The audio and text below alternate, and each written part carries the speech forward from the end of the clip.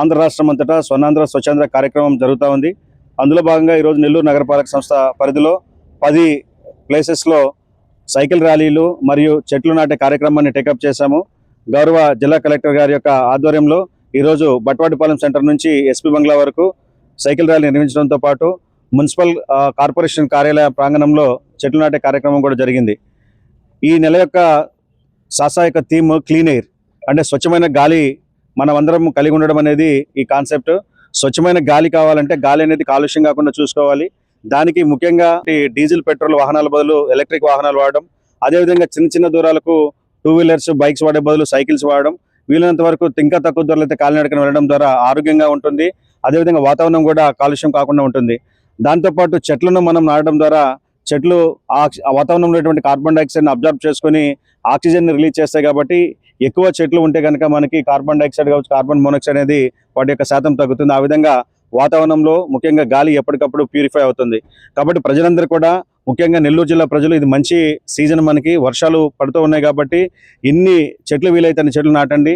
Nellore corporation పరిధిలో కూడా వందల సంఖ్యలో చెట్లు నాటుతూ ఉన్నాం. ఈరోజు దాదాపు ఒక 100 చెట్లు పైగా వివిధ ప్రాంతాల్లో నాటేటువంటి కార్యక్రమాన్ని టేకప్ చేశాం.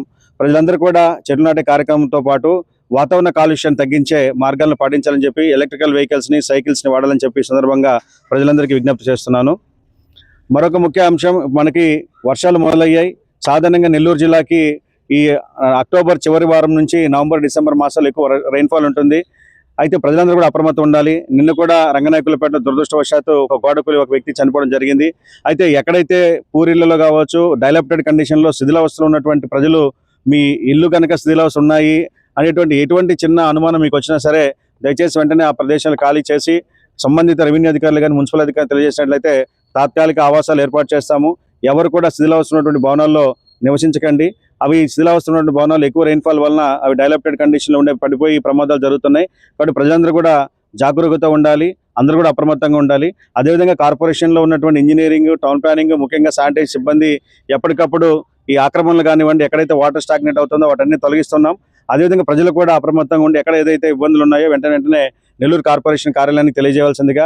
అదేవిధంగా దీనికోసం నెల్లూరు కార్పొరేషన్ కార్యాలయం హెల్ప్ లైన్ నంబర్ని కూడా చేసింది 9494018118 9494018118. దీనికి మీరు వాట్సాప్ ద్వారా కానీ, డైరెక్ట్గా ఫోన్ కాల్స్ ద్వారా కానీ మీకు ఎక్కడైనా సరే సమస్య ఉన్నట్లయితే దీనికి తెలియజేయాల్సిందిగా ఈ సందర్భంగా అందరికీ తెలియజేస్తూ, అదేవిధంగా మనకి దివాళీ మరి 2 రోజులు దివాళీ సెలబ్రేషన్ ఉన్నాయి.